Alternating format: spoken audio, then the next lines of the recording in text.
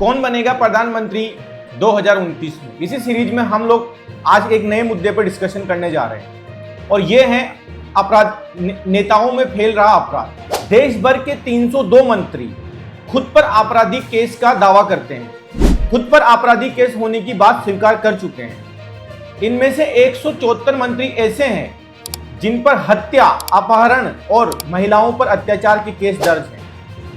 वहीं केंद्र सरकार के भी, नरेंद्र मोदी जी की सरकार में 72 मंत्रियों में से 29 ने आपराधिक केस होने की बात मानी है। और यह जानकारी मिली है हमें चुनाव सुधार संस्था एडीआर की रिपोर्ट से। एडीआर ने 27 राज्यों, 3 केंद्र शासित प्रदेशों और केंद्र सरकार के कुल 643 मंत्रियों के शपथ पत्रों की जांच की है। इनमें भाजपा में 336 मंत्रियों में से 136 पर आपराधिक केस हैं। कांग्रेस के 61 मंत्रियों में से 45 पर आपराधिक केस दर्ज हैं। इसके अलावा 11 राज्यों में 60% मंत्री क्रिमिनल हैं।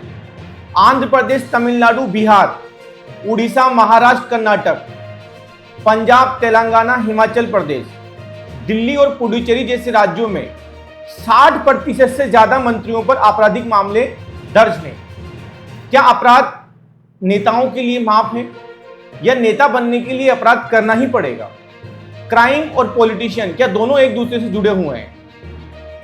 दोस्तों, इसके अलावा संपत्ति का भी विश्लेषण उन्होंने किया है। लगभग 643 मंत्री, केंद्र और राज्य सरकारों के जो टोटल मंत्री हैं, लगभग 643 मंत्रियों के ऊपर एक विश्लेषण किया। इनकी कुल संपत्ति 23,000 करोड़ रुपए के लगभग मानी गई है। 643 मंत्रियों की कुल संपत्ति 23,000 करोड़ रुपए। औसतन हर मंत्री के पास 37 करोड़ रुपए की संपत्ति है।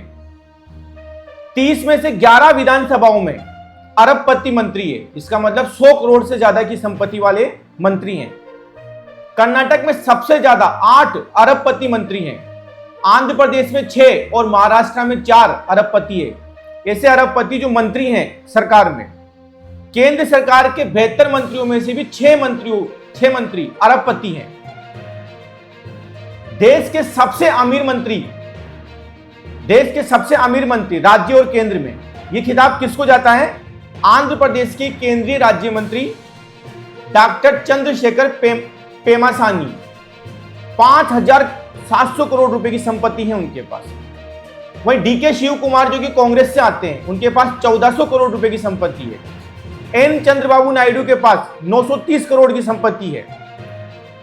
दोस्तों, अगर पार्टीवार अरबपति मंत्रियों की बात करें तो भाजपा के पास कुल 14 अरबपति मंत्री हैं।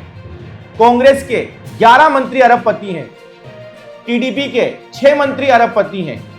आम आदमी पार्टी और बाकी आम आदमी पार्टी, जनसेना पार्टी, जेडीएस और एनसीपी और शिवसेना के भी अरबपति मंत्री हैं। एडीआर ने इससे पहले एक महिला सांसद और विधायकों को लेकर भी एक रिपोर्ट पेश की थी। इसमें सामने आया था कि देश की कुल 512 महिला सांसदों और विधायकों में से 28% यानी 143 पर क्रिमिनल केस दर्ज हैं। दोस्तों, आपको क्या लगता है कि नेता बनने के लिए क्राइम करना पड़ेगा कि जब तक अपराध नहीं करोगे तब तक नेता नहीं बनोगे? आपको क्या लगता है? कमेंट करके बताओ। क्या अपराधी को नेता बनना या अपराध करने वाले लोगों को राजनीति से दूर रखना चाहिए? क्या कोई ऐसा कानून आना चाहिए जिससे नेताओं को एमपी एमएलए बनने से रोका जाए, खास तौर से वो जिनके ऊपर आपराधिक केस दर्ज हैं? कमेंट करके बताइए।